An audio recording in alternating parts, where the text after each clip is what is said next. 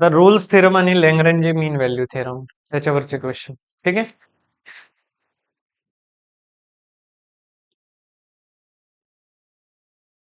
आपण स्लाइड पुढे घेतली की नाही घेतली.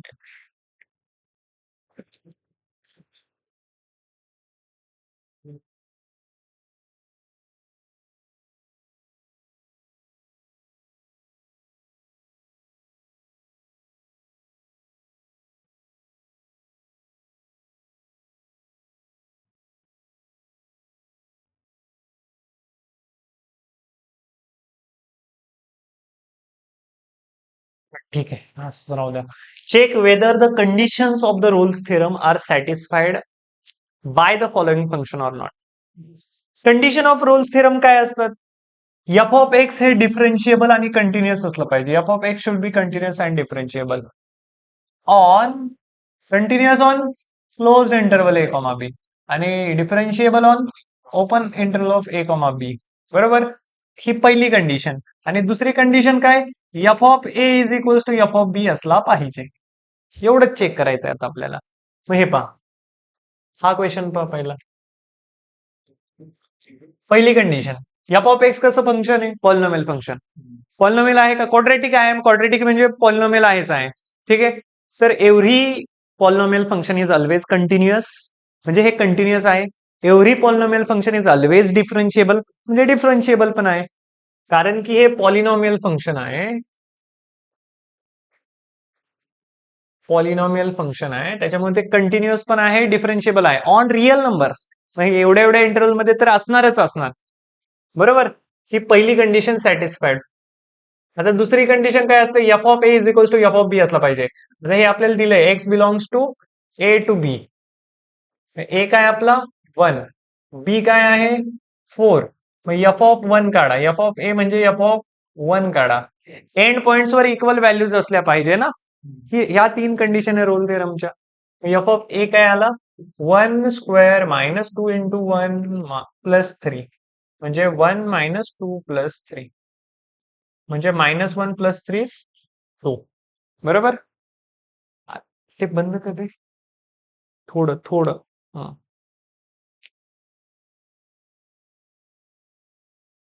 आता एफ ऑफ बी काढायचं. एफ ऑफ बी म्हणजे काय? एफ ऑफ 4, म्हणजे 4 square minus 2 into 4 plus 3. 4 square काय? 16 मायनस 8 प्लस 3. बरोबर ना. 16 मायनस 8 प्लस 3 म्हणजे 8 प्लस 3 11. बरोबर. मग एफ ऑफ 1 हा not equals to F of 4 येते, म्हणजे रोल सिरमची कंडिशन याने सॅटिस्फाय केली नाही.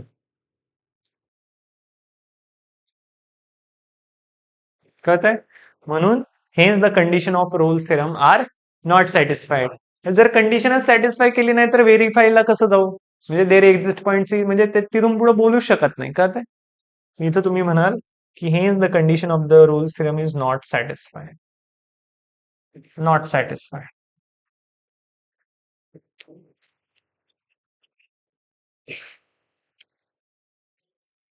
आता हा पहा,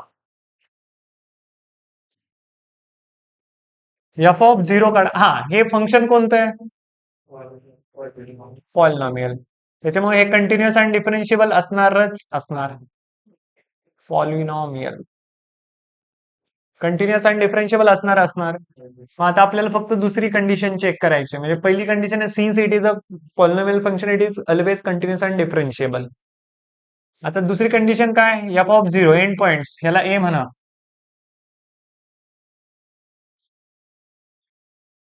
ह्याला बी म्हणा. आता सेकंड कंडिशन आपण पाहतोय, एफ ऑफ 0 म्हणजे 2 into 0 cube minus 5 into 0 square plus 3 into 0 plus 2. मग हे काय येईल? 2. आणि एफ ऑफ 3/2 काढू आता. तर हे काय येईल? 2 इंटू 3/2 चा स्क्वेअर मायनस 5 इंटू 3/2 प्लस 2, म्हणजे 2 इंटू 9/4 मायनस 15/2 प्लस 2. 9 मायनस 15 -6/2 +2 बरोबर लिहिले का रे हे आपण? मग हे काय येईल -2 येईल. क्यूब आहे का? ओ सॉरी सॉरी सॉरी म्हणून तर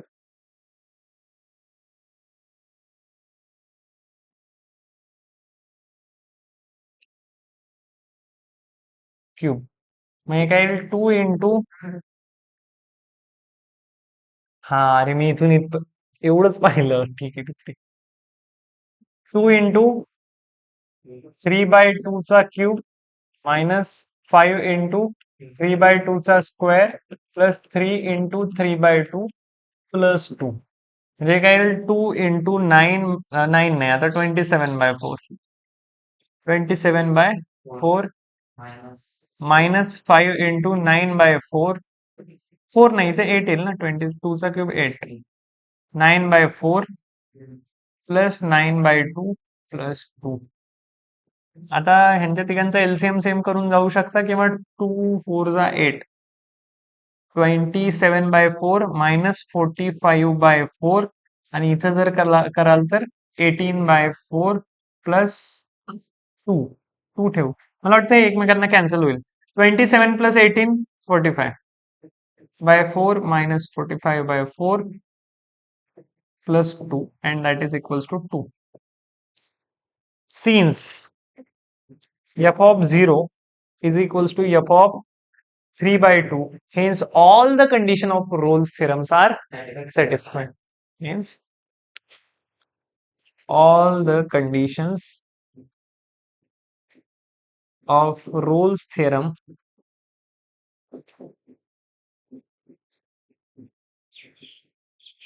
are satisfied.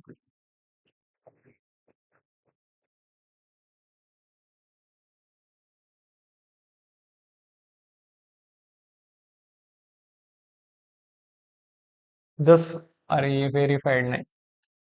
Hence all the conditions of the Rolle's theorem are satisfied. Engineering mathematics मध्ये हे पुन्हा येतं हा. ओके समजलंय? Next verify the Rolle's theorem for the following function. मला वाटतं याच्यापेक्षा थोडा अवघड प्रॉब्लेम घ्यावा जो की एक्झरसाइज मध्ये असेल.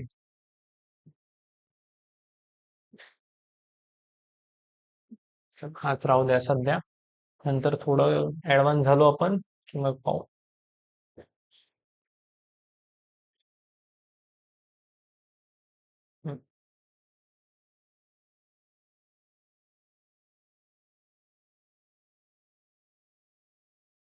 Verify the Rolle's theorem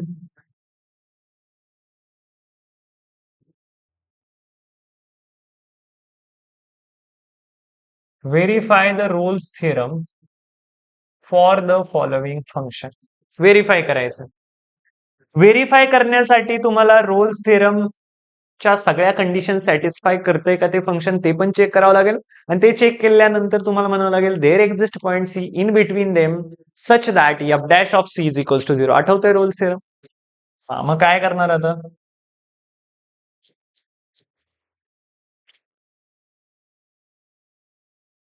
ह्याला ए म्हणा ह्याला बी म्हणा.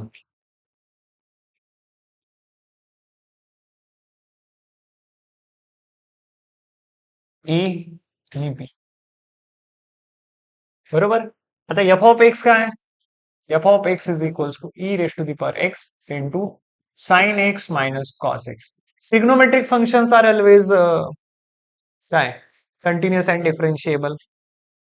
e raised to the power x exponential functions are always continuous and differentiable. So product of these two functions, product of two continuous or differentiable functions, product of two differentiable function is also continuous. असं तुम्ही reason देणार त्याला. काय reason देणार?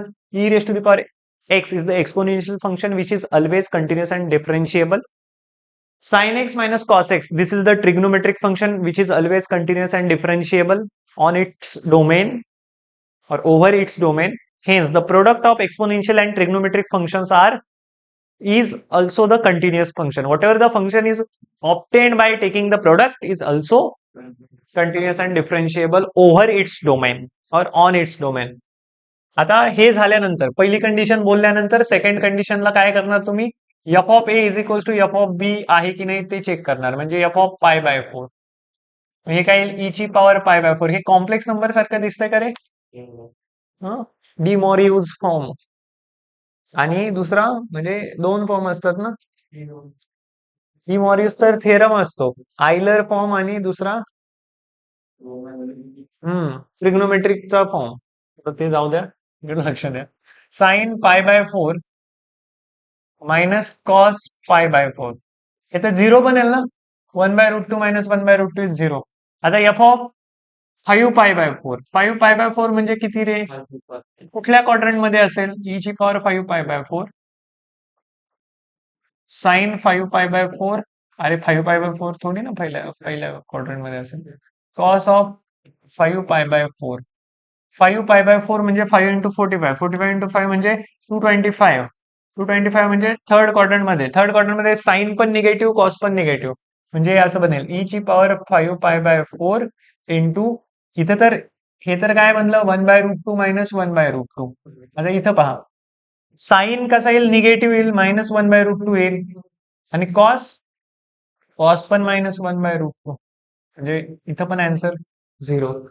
तर तुम्ही म्हणाल since F of pi by 4 is equals to f of 5 pi by 4. Hence all the conditions of the Rolle's theorem are satisfied. Condition satisfied झाल्या. बरं, सॅटिस्फाईड झाल्यानंतर मग व्हेरिफिकेशन काय सांगितलंय? Verify the Rolle's theorem. आता व्हेरीफाय करण्यासाठी तुम्हाला काय करावं लागेल? तुम्हाला म्हणायला लागेल there exist point C in between open interval of pi by 4 to 5 pi by 4. आठवा रोल्स थेरम. ह्या ओपन इंटरवल मध्ये कुठला ना कुठला पॉइंट सी एक्झिस्ट करतो such that F dash of C is equals to 0. आणि आपल्याला तो सी पॉइंट काढून म्हणजे तो सी पॉइंट काढायचा आहे. जर आपण तो सी पॉइंट काढू शकलो म्हणजे आपण रोल्स थेरम व्हेरीफाय केला. ठीक आहे, म्हणजे आपला रोल्स थेरम जो आहे तो व्हेरीफाय झाला. त्याच्यासाठी आपल्याला एफ डॅश ऑफ एक्स काढावं लागेल. एफ ऑफ एक्स काय आहे तुमचं? एफ डॅश ऑफ सी ला 0शी इक्वेट करण्यासाठी आधी एफ डॅश ऑफ एक्स तर काढावं लागेल.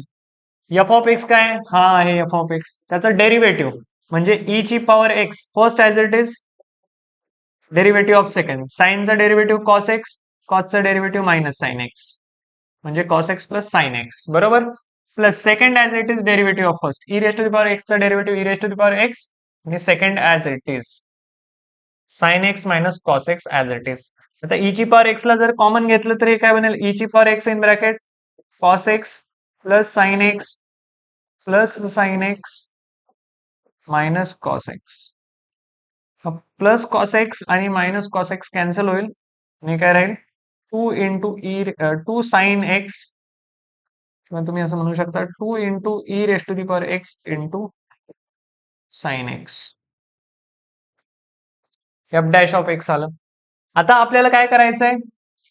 For this verification we need to equate the derivative of the function at point C is equals to 0. कारण त्या ए आणि बी मध्ये कुठला ना कुठला पॉइंट सी एक्झिस्ट करतो आणि त्या सी पॉइंटवर त्या फंक्शनचं डेरिव्हेटिव्ह 0 असायला हवं. म्हणजे आपल्याला त्या पॉइंट सी ला काढायचंय. म्हणजे आपण आता सध्या काय करूयात? एफ डॅश ऑफ सी काढूयात. जिथं एक्स दिसतोय तिथं सी टाकूयात आपण. म्हणजे 2 इंटू ई ची power c into sine 2c. बरोबर. आणि त्याला आपण 0शी इक्वेट करूया to find out that point c where the tangent is parallel to x axis according to Rolle's theorem. कळतंय? Because the values are attained same on the end points. Value attained same. Function काय करतोय? End पॉइंट्सला same value attained करतोय. म्हणजे कुठला ना कुठला point C exist करेल. त्या पॉइंट सी वर फंक्शनचं डेरिव्हेटिव्ह 0 असेल. म्हणजे त्या पॉइंटवर मारलेली जी काही टँजेंट आहे ती एक्स ऍक्सिसला पॅरलल असेल. ठीक आहे. म्हणजे तुम्ही याला 0शी इक्वेट केलं तर तुम्हाला माहितीये ई ची power anything is constant sorry is positive. म्हणजे हे सगळं 0च्या डिनॉमिनेटरला जाऊ द्या. मग हे काय राहील? Sign 2c is equals to 0 राहील. मग साइन 0 कधी असतो? 0 ला असतो. ठीक आहे. साइन 0 ला असतो. पुन्हा पाय ला पण असतो. पण तुम्ही पहा ना, आपण म्हटलंय की सी कुठून कुठं लाय करतोय? π/4 पासून 5π/4 पर्यंत, म्हणजे actually our c is lying from π/4 म्हणजे इथून तर इथपर्यंत. हा π/4, हा π/4, अरे 5 कशाला लिहितोय सर? हा π/4 आणि हा 5π/4, आणि ऍक्च्युली आपला जो सी पॉइंट आहे ना, म्हणजे सी जो आहे तो इथून इथपर्यंत लाय करतोय, म्हणजे नक्कीच सी आपला पाय असेल, बरोबर ना? सी म्हणजे 2c. सी जर पाय आहे तर 2c. मला इथून काय म्हणायचंय? 2c इज इक्वल्स टू पाय. तर सी काय येईल आपला? π/2. कळालं का तुम्हाला? इंटरेस्टिंग क्वेश्चन आहे. तर सी ची व्हॅल्यू तुम्ही काढू शकले, that is π/2, and C belongs to, C is equals to π/2 belongs to open interval of π/4 to 5π/4. 5π/4 आणि π/4 च्या मध्ये स्लाय करतो ना 90 पर, हा 90 आहे आणि हा पाय, कळत आहे? आणि कारण की आपला जो सी काढलाय आपण, तो ह्या इंटरवल मध्ये लाय करतोय, open interval of π/4 to 5π/4. Hence आपण म्हणू, hence Rolle's theorem is verified.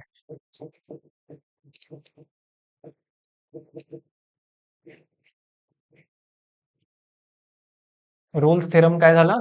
Verify झाला. ठीक आहे, कळालंय सगळ्यांना? ओके.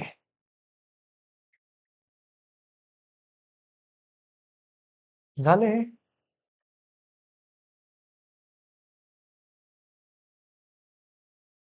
आता लॅंग्रॅन्जे मीन व्हॅल्यू थेरम, त्याच्या अगोदर रोल्स थेरम वरचा अजून एक प्रॉब्लेम सॉल्व्ह कर.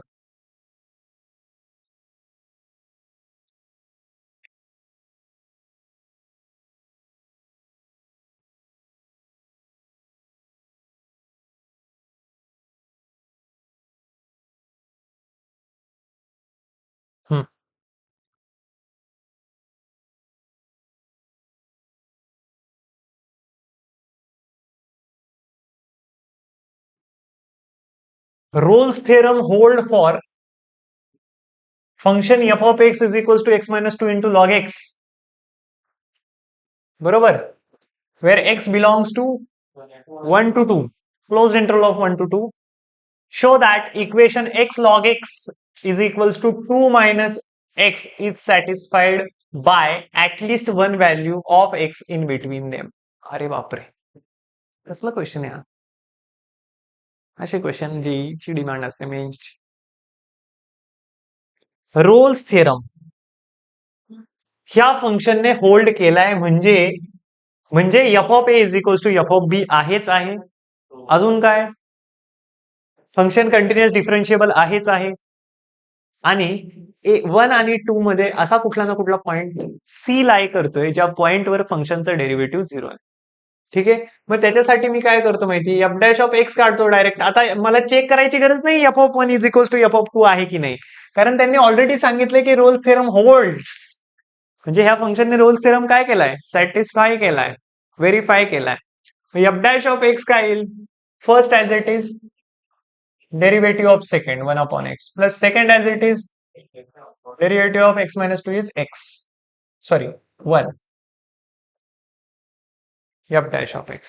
आता मी काय केलं माहितीये, आता मी म्हणलं as the given function holds Rolle theorem, दिलेलं फंक्शन रोल्स थेरम काय करतंय? होल्ड करतंय.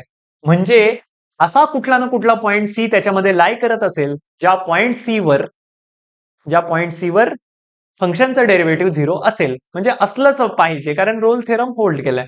मग मी म्हणलं there exist point in between 1 and 2 such that F dash of C is equals to 0. म्हणजे मी काय केलं, ह्याच्यामध्ये एफ डॅश ऑफ सी काढला. एफ डॅश ऑफ सी काय आला? c-2 upon c plus log C is equals to 0. Equal to 0 equate का केलं? कारण रोल्स थेरम ह्याने होल्ड केलेला आहे. एलसीएम जर घेतला तर हे काय बनेल? c-2 plus C log C is equals to 0, बरोबर. आता हे जर पलीकडे गेलं तर हे बनेल C log C is equals to 2 minus C. म्हणजे असा कुठला ना कुठला पॉइंट सी इथे लाई करतोयच आणि करणारच, कारण रोल्स थेरम येणे. आता तो पॉइंट सी आपण सध्या काढू शकत नाहीये, कारण कॉम्प्लिकेटेड आहे काढणं. कारण आपल्याला एंड पॉइंट्स दिलेत का? एंड पॉइंट्स दिलेत ना, नाही काय म्हणताय. पण तरी सी पॉइंट काढणं अवघड आहे. फक्त मग आपल्याला काय प्रूव्ह करायचं माहितीये, तो जो सी पॉइंट आहे रोल्स थेरम होल्ड केलेला आहे, म्हणजे सी पॉइंट त्यांच्यामध्येच असला पाहिजे आणि असणारच. आणि तो सी पॉइंट हे जे इक्वेशन आहे हे सॅटिस्फाय करतोय. आपण म्हणणार हो, there exist point C in between 1 and 2 satisfies this equation. आता सी च्या जागी c is any value, rather than that value c we can say x log x is equals to 2 minus x. हे जे equation आहे ते C satisfy करतंय का? अरे करतंय ना. इक्वेट केलं आम्ही झिरोशी तर आम्हाला हे इक्वेशन मिळालं. म्हणजे हे जे इक्वेशन आहे ह्याच्यामध्ये एक्स ची व्हॅल्यू सी टाकल्यानंतर आपल्याला हे इक्वेशन मिळते. म्हणजे सी ने हे इक्वेशन होल्ड केलं, सॅटिस्फाय केलं. मग हेच दाखवायचं होतं आपल्याला. Equation X log x is equals to 2 minus X is satisfied by at least one value between 1 to 2. समजलं? कळतंय का? परत सांगू. हे फंक्शन आहे, या फंक्शनने रोल्स थेरम होल्ड केलाय. म्हणजे फंक्शनच्या एंड पॉइंट, म्हणजे जो काही इंटरवल दिलाय त्याच्या एंड पॉइंटला फंक्शनची व्हॅल्यू सेम आहे. बरोबर. आता अजून फंक्शन कंटिन्युअस पण आहे, फंक्शन डिफरन्शिएबल पण आहे. त्यात ह्या सगळ्या गोष्टी मान्य आहे. आणि रोल्स थेरम होल्ड केलाय म्हणजे 1 आणि 2 च्या ओपन इंटरव्हल मध्ये कुठला ना कुठला पॉइंट सी असणार, म्हणजे असणार. त्या पॉइंट सी वर फंक्शनचं डेरिव्हेटिव्ह 0 असणारच. बरोबर. मग असं जर आहे तर मी फंक्शनचं डेरिव्हेटिव्ह काढलं आणि त्या फंक्शनच्या डेरिव्हेटिव्ह मध्ये सी टाकला की तो सी 1 आणि 2 च्या मध्ये लाई करतोय. सी टाकल्यानंतर मला हे इक्वेशन मिळालं. त्याला थोडंफार असं असं केलं, असं म्हणजे काय केलं, मॅथमॅटिकल ऑपरेशन केलं आणि मला मिळालं C log C is equals to 2 minus C. आता मी म्हणलं की दिलंय काय, क्वेश्चन मध्ये दिलंय हे इक्वेशन कुठला ना कुठला पॉइंट 1 आणि 2 च्या मधला सॅटिस्फाय करत असला पाहिजे. मी बोलतानाच काय बोललोय, there exist point C in between 1 and 2 because of the given demand, given thing. Given काय दिलंय की रोल्स थेरम होल्ड केलाय म्हणून सी एक्झिस्टच करणार 1 आणि 2 च्या मध्ये. तर हे इक्वेशन मला मिळालं. तर हे जे दिलेले इक्वेशन आहे क्वेश्चन मध्ये, त्या इक्वेशन मध्ये सी जर टाकला तर मला हे इक्वेशन मिळते. म्हणजे सी हे इक्वेशन सॅटिस्फाय करते आणि सी यांच्या दोघांच्या मध्ये पण आहे. And that is the answer of this question. कळत आहे? नेक्स्ट.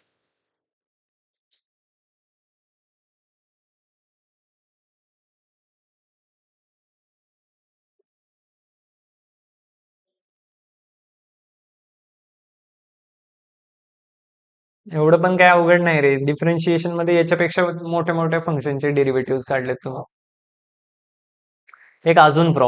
अजून एक problem Rolls theorem.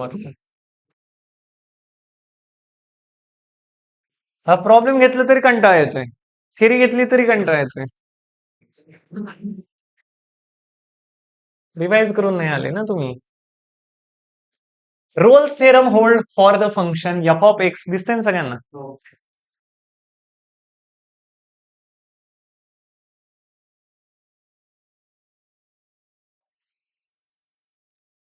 If Rolle's theorem hold for the function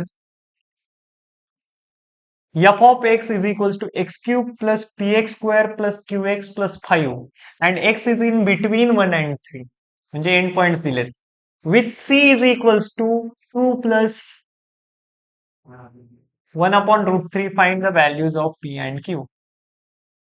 मी तुम्हाला तोच पॉइंट सी पण दिलाय की ज्या पॉइंटवर तुमच्या फंक्शनचं डेरिव्हेटिव्ह 0 येतंय. मग तुम्हाला काय करायचंय, सिंपल पी आणि क्यू ची व्हॅल्यू काढायची. पी आणि क्यू ची व्हॅल्यू काढायची असेल, रोल्स थेरम होल्ड केलाय ह्या फंक्शनने. म्हणजे तुम्हाला माहित असलं पाहिजे की रोल्स थेरम होल्ड केलाय म्हणजे एफ ऑफ 1 आणि एफ ऑफ 3 हे इक्वल असले पाहिजेत. आहेतच. एफ ऑफ 1 जर काढला तर येईल 1 cube plus P into 1 square plus Q into 1 plus 5 आणि इथं काय येईल 3 टाकल्यावर 3 cube plus P into 3 square plus Q into 3 plus 5. इथून काय मिळेल? एफ ऑफ वन काय मिळेल? P plus Q plus 6. 1 plus 5 6. 9 plus 5 14. म्हणजे तुम्ही इथं म्हणाल 9p. हा 27 plus 5 32. 9p plus 3q plus 32. बरोबर. म्हणून मग आता हा पी तिकडे जाऊ द्या, क्यू तिकडे जाऊ द्या, तर काय बनेल? 8p प्लस 2q आणि 6 जर तिकडे गेला तर प्लस 26 इज इक्वल्स टू 0. हे एक इक्वेशन मिळालं आपल्याला. त्याच्यामधून पुन्हा 2 जर कॉमन घेतला आणि 2 झिरोच्या डिव्हिजनला दिला तर 4p plus Q plus 13 is equals to 0. This is linear equation in two variables where P and Q are variables. आता इथून पहा, सी ची व्हॅल्यू दिली आहे. रोल्स थेरम साठी एफ डॅश ऑफ सी 0 असणार ना, रोल्स थेरम होल्ड केलाय तर. म्हणजे तुम्हाला एफ डॅश ऑफ एक्स काढावा लागेल. एफ डॅश ऑफ एक्स काय येईल? 3x square plus 2p. व्यवस्थित पहा, 3x square plus 2p plus Q. बरोबर. म्हणजे एफ डॅश ऑफ सी काय येईल? That is equals to 0. म्हणजे याच्यावरून आपण म्हणू 3c square plus 2p plus Q is equals to 0. म्हणजे 2p plus Q plus 3c square. C square म्हणजे काय? 2 प्लस 1 बाय रूट 3 चा whole square is equals to 0. मग 2 प्लस 1 बाय रूट 3 चा होल स्क्वेअर म्हणजे हा काय येईल? फर्स्ट टर्म स्क्वेअर म्हणजे 4 प्लस सेकंड टर्म स्क्वेअर म्हणजे 1 बाय 3 प्लस 2 इंटू म्हणजे 4 अपॉन रूट 3 असं येईल. बरोबर. म्हणजे 2p plus Q plus 3 into, त्या सगळ्यांचा डिनॉमिनेटर जर 3 करण्याचा प्रयत्न केला, त्या आतमधल्या व्हॅल्यूचा आन्सर आहे हे. तर 12 प्लस 1 प्लस 12 अपॉन 12 नाही म्हणता येणार. 3 करण्याचा प्रयत्न केला, डिनॉमिनेटर 3 करायचा आहे, म्हणजे हे असं येईल 12 प्लस 1 प्लस 4 रूट 3 अपॉन 3. कळतंय का? अरे याला 3 ने मल्टिप्लाय केलं, याला रूट 3 ने डिवाइड मल्टिप्लाय केलं, म्हणजे सगळ्यांचा डिनॉमिनेटर आता 3 बनेल ना. कळतंय का? म्हणजे काय येईल? 13 प्लस 4 रूट 3 बाय 3. आणि हा 3 आणि तो वाला 3 कॅन्सल होईल. 14 plus 4 root 3 by 3. That is equals to 0.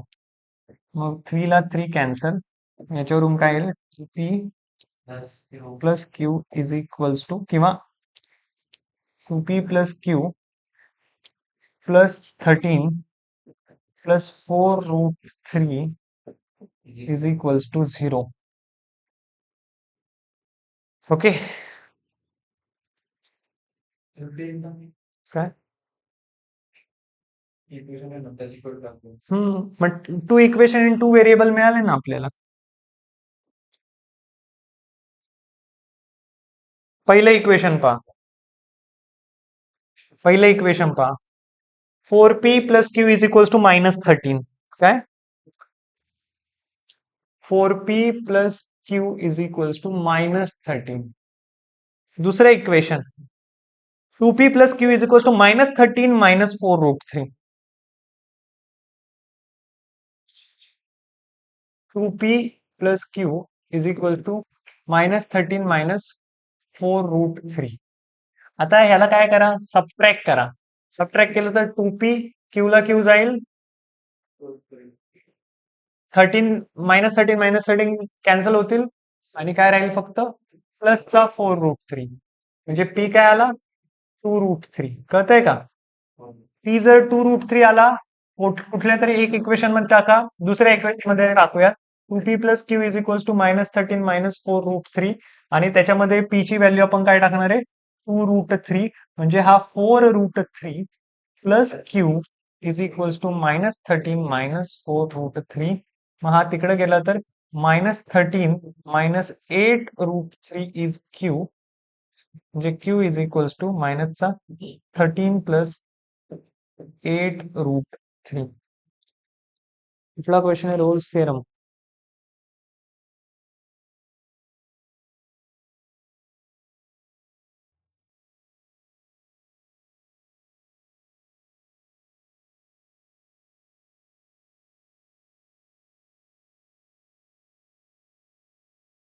काहीतरी गडबड झाली का क्वेश्चन मध्ये?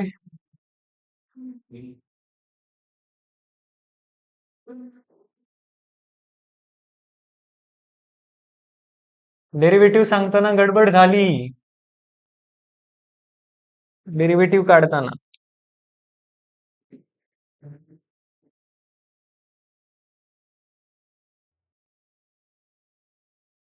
काय गडबड झाली माहिती? 3x² 2px, तर तिथं आपण 2p लिहिलाय फक्त. 2px प्लस क्यू, बरोबर. आता काय करणार तुम्ही? एफ डॅश ऑफ सी ला 0शी इक्वेट करणार. आता एफ डॅश ऑफ सी म्हणजे काय? 3c² plus 2pc plus Q is equals to 0. मग हे क्वाड्रॅटिक इक्वेशन आहे. काय? ते तर बरोबरच आहे रे. त्या साईडचं म्हणतोय का तू? अरे ठीक आहे.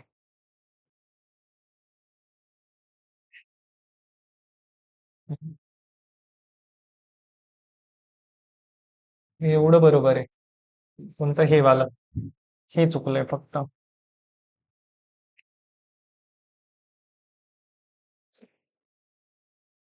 हम्म. तर एफ डॅश ऑफ सी काय येईल? 3c² plus 2pc plus Q is equal to 0. Directly लिहिलंय, चालतंय ना? आता पहा, सी ची व्हॅल्यू काढायची आहे. तर आपण काय करू माहिती? तसं काढण्यापेक्षा, म्हणजे आता दुसरं काय ऑप्शनच नाही. सी ची जर व्हॅल्यू काढायची असेल तर, त्याच्यावरून इक्वेशन जर काढायचं असेल तर, सी ची व्हॅल्यू त्यांनी आपल्याला दिली, पण जर खेळत बसलं 2 + √3, इथं त्याचा स्क्वेअर घ्यायचा, इथं पुन्हा ते टाकायचं, त्याच्याऐवजी आपण सी ची व्हॅल्यू काढू शकता का? म्हणजे काढू शकतो का? पी आणि क्यू कॉन्स्टंट आहे. हे क्वाड्रेटिक इक्वेशन आहे का in C? ax plus B ax² plus bx plus C is equal to 0. कळतंय का? ह्याच्यावरून एबीसी काय मिळेल? A3 मिळेल, बी काय मिळेल? 2p, आणि सी काय मिळेल? 1 नाही, क्यू. मग तुम्ही डिस्क्रिमिनंट काढू शकता का? आता हा डिस्क्रिमिनंट काढणं कशासाठी काढायचंय? Because C is a root of equation. C is root of equation. आणि सी ची व्हॅल्यू माहिती, इक्वेट करून आपण काढू शकतो. डी ची व्हॅल्यू काय? डिस्क्रिमिनंट b² - 4ac, म्हणजे 4p² - 4 × 3 × q, म्हणजे 4 जर कॉमन घेतला तर p² - 3q. कळतंय?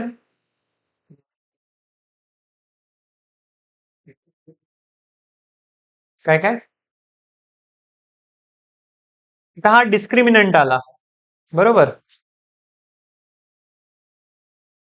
पी आणि क्यू ची व्हॅल्यू काढायची. पी ची व्हॅल्यू कुठं आली आपल्याला? पी ची व्हॅल्यूच नाही मिळाली. पी ची आणि क्यू ची व्हॅल्यू तर काढायची. डिस्क्रिमिनंट आला. x is equals to -b plus minus √b² - 4ac upon twice हे माहिती आहे. म्हणजे x is equals to -b, म्हणजे -2q -2p plus minus √d, म्हणजे हे काय बनेल? अंडर रूट मध्ये जर याला टाकलं तर 2 बाहेर येईल, आणि हा रूट मध्ये p² - 3q, बरोबर ना? Upon twice a. 2 2 2 निघून जाईल, तर हे काय बनेल पहा? c is equals to -p plus minus 2 पण निघून जाईल, तर हे रूट p² - 3q अपॉन 3. आता सी ची व्हॅल्यू काय आहे बरं? सी ची व्हॅल्यू आहे 2 + 1/√3. म्हणजे ह्याला जर मी असं व्यवस्थित लिहिलं, only positive I will accept, 2 root मिळाले ना, सीच्या 2 व्हॅल्यूज मिळाल्या आपल्याला. अरे कळतंय का मी ह्या वेने का जातोय? पण मी पॉझिटिव्ह वाली ऍक्सेप्ट करणार, कारण इथं मध्ये काय, this is the rational number, isn't it? This is irrational, this is irrational, this is rational. So equating rational and irrational parts. मग हे पहा, ह्याला मी म्हणणार this is equals to -p/3 plus root p² - q/3. कळतंय का? आता next slide वर जाऊयात आपण. इकडचं केलेलं सगळं काय फायदा नाही, म्हणून तर हा प्रॉब्लेम घेतलाय मी. हा, इथून हे जे इक्वेशन मिळालंय 2 + 1/√3 is equals to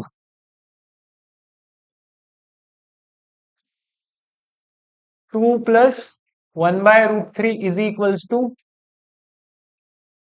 -p/3. Positive वालाच ऍक्सेप्ट केला मी, कारण आपल्याला फक्त सी ची पॉझिटिव्ह व्हॅल्यू माहिती, कारण इरॅशनल पार्टच्या समोर कोणती साईन आहे? पॉझिटिव्ह साईन आहे ना इथं. -p/3 plus -p/3 plus route मध्ये p² - 3q अपॉन 3, असं आहे का?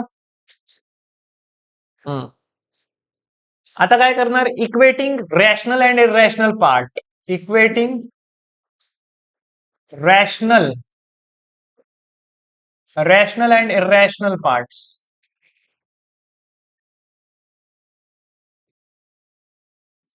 रॅशनल आणि इरॅशनल पार्ट्सला इक्वेट जर केलं तर काय बनेल? -p/3 is equals to 2, and irrational पार्ट्सला जर इक्वेट केलं तर root of p² - 3q/3 is equals to 1/√3. बरोबर का? आता इथे व्यवस्थित पहा, हा तिकडे गेला तर p इज इक्वल्स टू काय बनेल? -6. कळलं का? आता putting p is equals to -6 in this equation. आता हा 3 आहे, तर ह्या 3 ला तुम्ही √3 × √3 म्हणू शकता का? म्हणू शकता.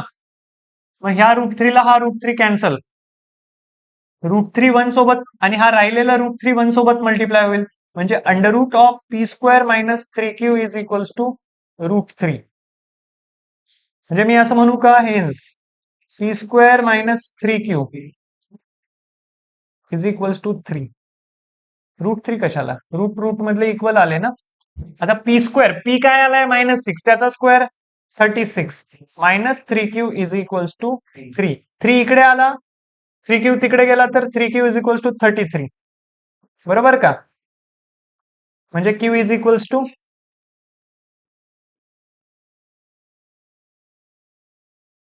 -6 अँड 11.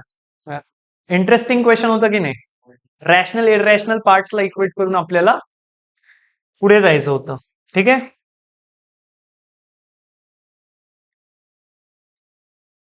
आता Lagrange mean value theorem.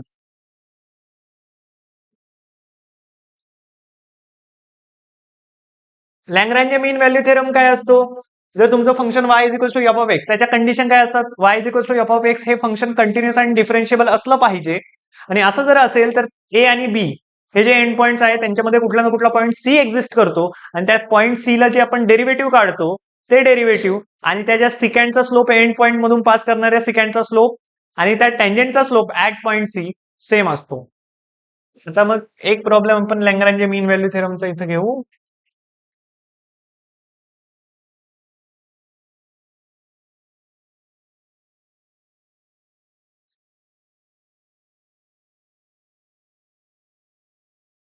Verify. आता यांच्या दोघांमधला कोणता घ्यावा वाटतो? अवघड कोणता आहे? हा घेतो. इथे जाऊन नेक्स्ट स्लाइड कन्सिडर. ओके.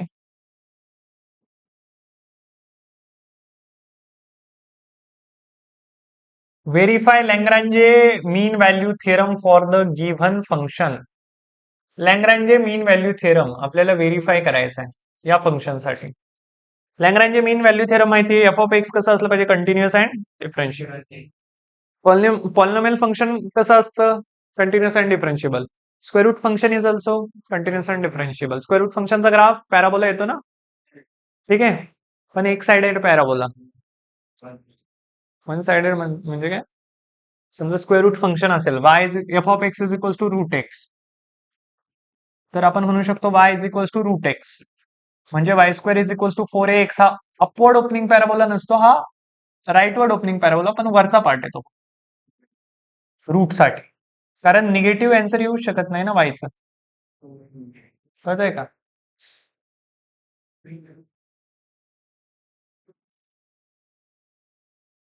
हा बरोबर. आता verify the Lagrange mean value theorem. Verify करायचं आहे. एफ ऑफ एक्स हा आहे, f of x is equals to square root of x plus 2. F dash of x काय येईल? एक्स प्लस 4 आहे. Oh, x plus 4. F dash of x 1/2 root x plus 4 into derivative of x plus 4 is 1. म्हणजे Lagrange mean value theorem मध्ये काय असतं की हा जो इंटरवल आहे त्याच्यामध्ये ए काय तुमचा 0, बी काय 5, तर there exist point C in between 0 and 5 such that F dash of C is equals to F of b, म्हणजे f of 5 minus f of a upon b minus a, असं असायला पाहिजे. म्हणजे आपल्याला काय करायचंय, आपल्याला हे म्हणायचंय की हे कंटिन्युअस डिफरन्शिएबल फंक्शन आहे, तर कुठला तरी पॉइंट सी एक्झिस्ट करतो कशामध्ये, 0 आणि 5च्या मध्ये. त्या पॉइंटवर जी टँजंट मारणार आहे तिचा स्लोप आणि ह्या एंड पॉइंट मधून पास करणाऱ्या सिकँडचा स्लोप इक्वल असला पाहिजे. जर असा पॉइंट सी आपल्याला आपण शोधू शकलो किंवा असा पॉइंट सी आपल्याला मिळाला, तर लॅग्रेंज मीन व्हॅल्यू थिअरम ह्या फंक्शनसाठी आपण व्हेरीफाय करू शकलो. जर एवढं सगळं करून सी ची काही ना काही व्हॅल्यूच मिळाली नाही, तर आपण म्हणणार Lagrange mean value theorem is not verified for the given function. कळतंय? ओके. आता आपल्याला काय करायचंय, F dash of C, F dash of C काय येईल, 1/2 रूट सी प्लस 4 असं येईल ना. F dash of x 1/2 root x plus 4 आहे, तर एफ डॅश ऑफ सी म्हणजे एक्सच्या तिथं सी टाकलाय, आणि राईट हँड साइडला काय, f of 5 minus f of 4 upon 5 minus 0. मग एफ ऑफ 5 काय येईल, रूट 5 प्लस 4, बरोबर, आणि एफ ऑफ 0 काय येईल, रूट 0 प्लस 4, आणि अपॉन मध्ये काय 5 मायनस 0, म्हणजे 1/2 root C plus 4 is equals to root 9 is 3, root 4 is 2 upon 5, म्हणजे 1/2 root C plus 4 is equals to 1/5. Squaring on both side, squaring करावी लागेल आधी, तर इकडे शिफ्ट करा या गोष्टी, म्हणजे हे बनेल 5/2 is equals to root C plus 4. Squaring on both side आपल्याला मिळेल C plus 4 is equals to 25/4, आणि C is equals to 25/4 minus 4, म्हणजे 9/4. मग आता आपल्याला फक्त सी ची व्हॅल्यू मिळाली, रोल्स थेरम व्हेरीफाईड असं नाही म्हणायचं, चेक करायचंय की सिन्स सी ची जी काही व्हॅल्यू मिळाली 9/4 आहे, मग 9/4 ह्या दिलेल्या ओपन इंटरव्हल मध्ये लाई करतोय का. कधी कधी काय होतं, सी ची आपल्याला अशी व्हॅल्यू मिळते की जी व्हॅल्यू त्या इंटरव्हल मध्ये बसतच नाही, मग ती सी ची व्हॅल्यू इज सुडो व्हॅल्यू.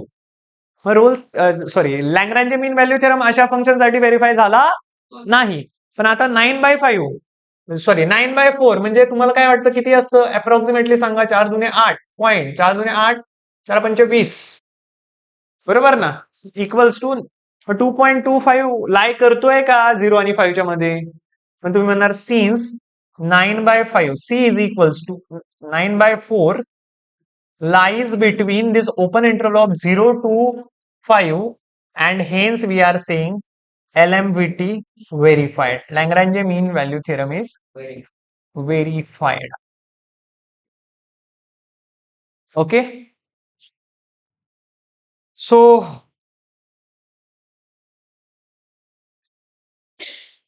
असं करायचं असतं. आता हा प्रॉब्लेम तुम्ही करा आता लगेच माझ्या समोर. व्हेरीफाय करतोय लॅग्रांजे मीन व्हॅल्यू थेरम, म्हणजे ते फंक्शन ते मीन व्हॅल्यू थेरम व्हेरीफाय करते की नाही ते सांगा. म्हणजे संपला हा पण एक्झरसाइज 2.3 पर्यंत आपण सगळं संपवलं. ठीक आहे. आता फक्त एक एक्झरसाइज राहते 2.4 increasing decreasing function maximum minimum, पण त्याला टाइम लागणार आहे. मग मी आता हा व्हिडिओ बंद करतो आणि आजचं लेक्चर संपवू मग ह्या प्रॉब्लेम. ठीक आहे.